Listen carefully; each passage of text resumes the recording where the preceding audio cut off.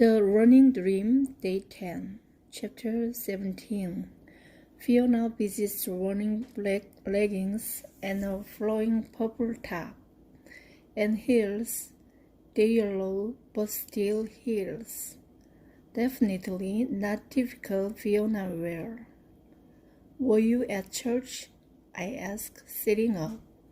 She nods, solemnly, and now I see that her eyes are rimmed red. Lucy's memorial service, I say with a small voice. I forgot. She pulls up a chair and dissolves into it. It was awful. Well, everyone said it was moving and beautiful and perfect, but I thought it was awful. They had a huge blow-up picture of her, and flowers everywhere, and people got up and told funny stories about her, and they had her ballet slippers from sixth grade on display, and her favorite scarf wrapped over the podium. I kept staring at the picture. I wanted it to look somewhere else, but I kept staring at it. I pass her Lucas the bear. She hugs him fiercely and starts sobbing. Why did she have to die? Why? She's not expecting an answer, and that's good, because I sure don't have one. I rest my hand on her shoulder, knowing I should be grateful I'm still alive, but somehow I'm not. I know it's selfish, but I can't help thinking that Lucy is the lucky one. For Lucy, there's no pain, no rehab, no learning to live disabled. There's no anger or self-revulsion. For Lucy, there's just resting in peace. Chapter 18. Fiona apologizes for crying, then hugs me and tells me how glad she is I'm alive. My secret thoughts feel even more selfish. Then she switches gears. Oh. What? I ask with a laugh. Her eyes are enormous, and I know what this means. Gossip. Guess who was turning to Gavin for comfort at the memorial service? Turning to him for comfort? So it's someone who was friends with Lucy. No, she totally snapped her. Okay. I look for clues among the ceiling tiles, hoping she'll just tell me, but Fiona speaks into 20 questions, and I've only asked one. So it's someone on the team? Her head bubbles like crazy. A sprinter, she shakes her head. Mid-distance, long distance, shake. So she does field events, not long jump, high jump, discus, shake, not shake. It strikes me like a bolt. Meryl? Yes, she gasps. Can you believe that? Meryl Abrams after a guy who's not a jock.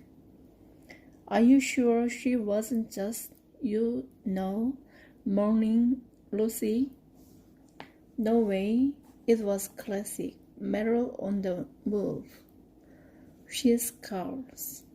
You should have seen her hanging all over him, like she'd die or faint or explode if he didn't hold her together.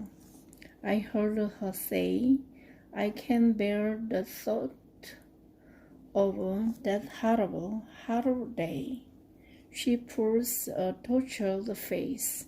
Can you believe that? She wasn't even on the bus. Which was true. The meet was an invitational and Meryl hadn't qualified, something that didn't bother her a bit. Everyone knows that Meryl's on the team, so she can put team participation on her college applications next year, and track is the only sport that doesn't cut. Gavin's too smart to fall for that, I tell her. And what happened to Darren? She shrugs. She got tired of him. Who knows?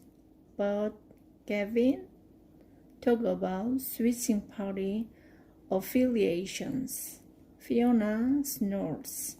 Gavin may not be a jock, but he is the mayor's son, and he's hot, especially since he grew that chin scruff. Wait, Gavin has chin scruff? She nods. It looks seriously good on him, too. This is really lifting my spirits, I grumble. I'm sorry, I just telling you because it's so Meryl and so ridiculous. Like he's going to fall for her manipulations. She takes a deep breath. So when are you getting out of here? I am sick of school without you. My stomach suddenly tightens. That's talked about me going back to school, but I can't picture it. It scares me to think about facing all those people, seeing everyone walking, watching them hurry up and down steps, knowing that after school, all my friends will meet at the track to run. I look away. Dr. Wells says, I'll go home soon, but I don't know about school.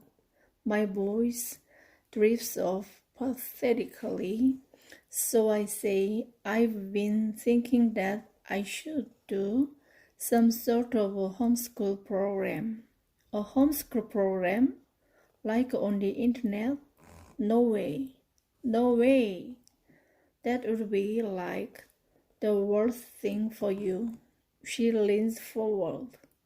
Look, I will push you. You can do this. At first, I think that she means she'll push me to get back to school, push me to face the world. But the pit of my stomach understands that she really means, you will push me in a wheelchair? Of course, there's no way you can cover the campus on crutches. And it's going to be a while before you get your fake leg, right? So I deliver you to all your classes. It'll be easy. Lucas has somehow wound up back with me, and I find myself hugging him, feeling totally panicked. I barely figured out how to use the bathroom on my own. How will I ever manage school?